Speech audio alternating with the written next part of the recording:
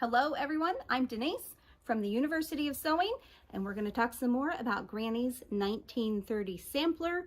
This is a pattern book by our dear friend Ricky Timms. We're working our way through it. We're making some progress here. So let's see where we are today. We are on block number 26, which is our old friend, the Bear Paw. If you haven't done a bear paw, I know that you have heard of a bear paw.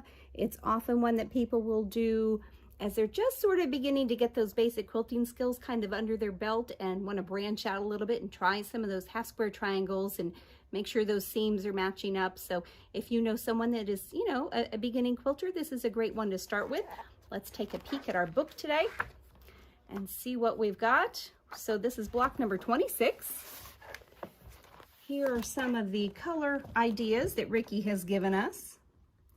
He's also given us these great templates here for trimming guides, since our sizing is not sort of normal sizing. So the trim guides actually, I think, are very useful. And I think it makes a nice finished product. So let's talk about what you're going to need to get this block. Here's a picture of our practice block. So to do your bear paw today, you're going to need your Lizzy Albright book. And the reason that you do need that one for this particular one is those templates. What I've done is I copied that page, and then I took my Karen K. Buckley's heat resistant template plastic, laid it over top of here nice and flat, used my ultra fine Sharpie marker to get good lines on my template plastic. This Sharpie marker also does not smear, which I think is really helpful, but you want a nice sharp point. And I find some of the fatter points on the markers actually do smudge a little. So for me, that's what works a little better. When I'm done with my templates, I've got a little Ziploc baggie that I just had hanging around in my sewing room. So they will all go back in there. Next time I want to do this block, I'll have these ready to go. What else do you need to do this? Well, you're going to need your typical rotary cutting ruler. You're going to need your rotary cutter. You're going to need your sewing machine, of course. Let's talk about some things on your sewing machine today. I'm using the diagonal seam tape. We've talked about this little gem before. This is still one of my favorite notions. Anytime you're doing half square triangles, you always have the option of drawing that line diagonally. The diagonal seam tape gives you a little bit of a time-saving tool in that you don't have to draw that line. So I've got that in place here on the bed of my machine. This really is kind of a washi tape. It's a very low tack. There's no sticky residue. So when I'm done, I'll just pull this off and you won't even know that it's there. Works very nicely on my horn table here with this beautiful insert. Let's talk about what other things to do on your machine. So we're going to do some half square triangles, which means we're putting our square through the machine this way. If we use our regular zigzag stitch plate, we've got this big open hole in here. And I'm sure that every one of you has had the joy of trying to fish your fabric out of that little hole. Well, we have a couple options for you. Bernina also has what we call a straight stitch plate. There's my little hole. So that's the only thing that my needle's going to go into. Of course, with a straight stitch plate, you don't want to do any other decorative stitches because your needle's going to hit here and here, break your needle, and potentially hurt your machine. So please don't do that. We're going to pop this in today. Our Berninas are so nice to swap these out. They're so easy, no tools required. We're just going to pop her into place just like that. Let's talk a little bit about your foot. Often we use, for Berninas, the 37, which is your traditional 1/4 inch foot. We've also got a 57, which is one of my favorites. It's the one that has this little fence on it.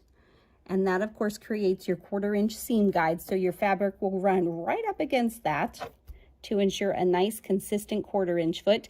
Today, we're going to use one of my other favorite 1/4 inch feet. We're going to use the 97D. So let's look at these guys to compare just quickly here. You'll see the 97, the one on the left, is a little wider. And the reason for that is the larger Bernina machines with the 9mm feed dogs need that wider coverage on the foot so that you do have good contact with the feed dogs. Otherwise, you're only having half of them do the work. And that seems kind of silly. So we're going to install this guy. is going to go on the back, just like every other Bernina foot. Make sure I've got him in the right spot. There we go. And then we're going to engage the dual feed. I do forget to do that sometimes. And then we've also got this little guide here. So I'm going to lower my foot.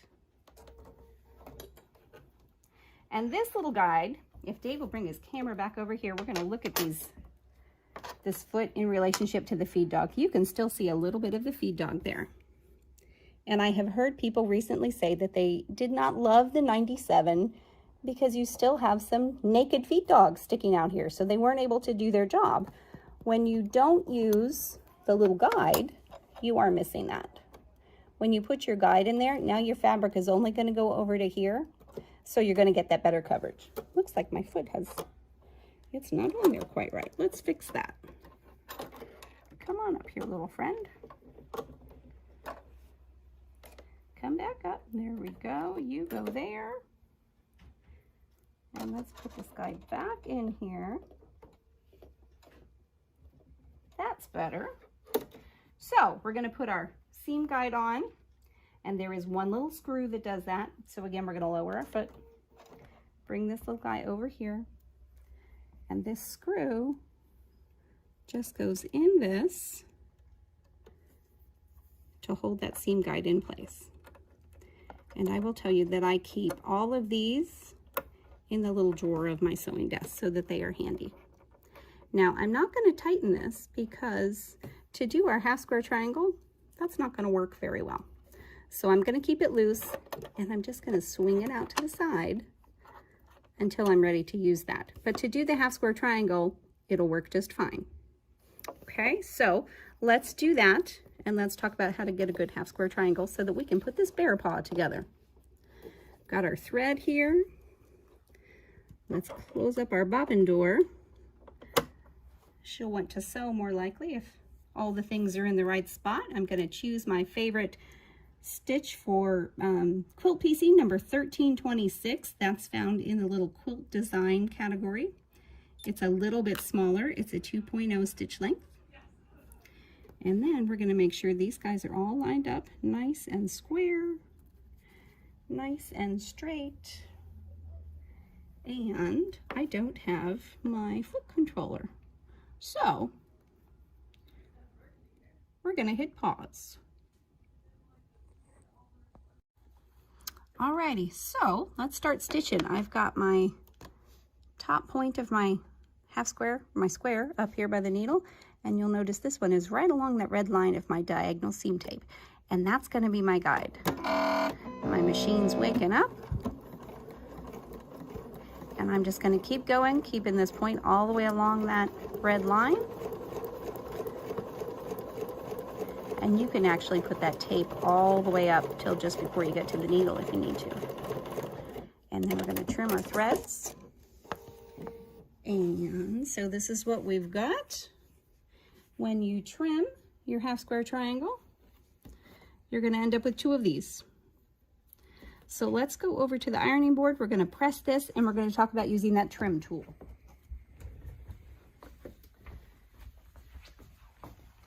So we've got one of these cute little squares with a line on it. You would take your ruler and you would put your stitching line. I'm going to flip it over because I think you can see better on this side. I'm going to put your stitching line on the 1/4 inch line of your ruler. This one is a little hard to see. And then you would trim right along here. And that's what gives us this guy. So let's give this guy a press. We're going to use one of my other favorites, the wool cutting mat, or the wool pressing mat. Wool cutting mat would not be very useful, I'm thinking. I'll get my iron to wake up here.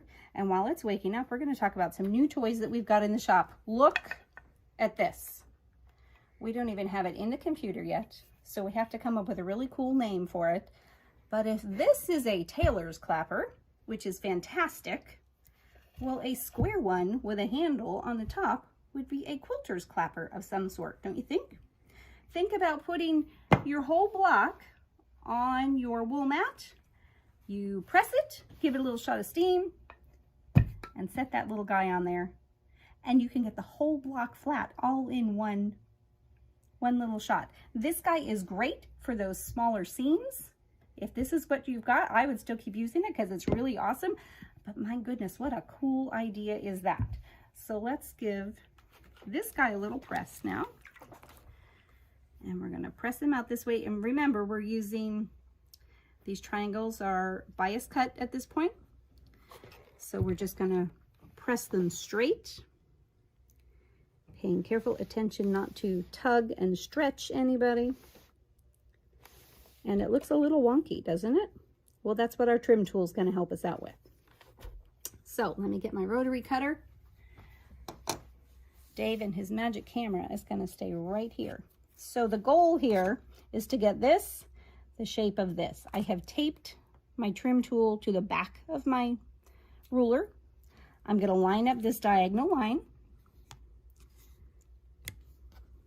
And I can see on the top, it's pretty easy to line up on that diagonal line. On the bottom, it's a little harder, but I want to leave a little room on each side so that I can square it up on the bottom end also. So we're going to trim this here and here. A little bit of an awkward angle there, and it doesn't want to go. That's a little better. And now we're going to take this guy and we're going to spin him 180 degrees and do the same thing. So this time we can line up this edge of our little trim template along the edge of our square because we know that's square. And by doing that and eyeballing our diagonal line with the diagonal on the top of the square, we can be pretty assured that we're in good shape. There's lots of different ways to do half square triangles, and really the best one to do is the one that works for you. So if this isn't it, I promise I won't have my feelings hurt, but if you have a different way that you think works really well, I'd love to know what that is. You can jot us an email here at the University of Sewing. Our email is info@universityofsewing.com. You can also leave a comment on our YouTube. That would be awesome. Back to our square. So then we take him back over here and we can attach him again. We look at our practice block. We can see really what we've got is a 9 patch.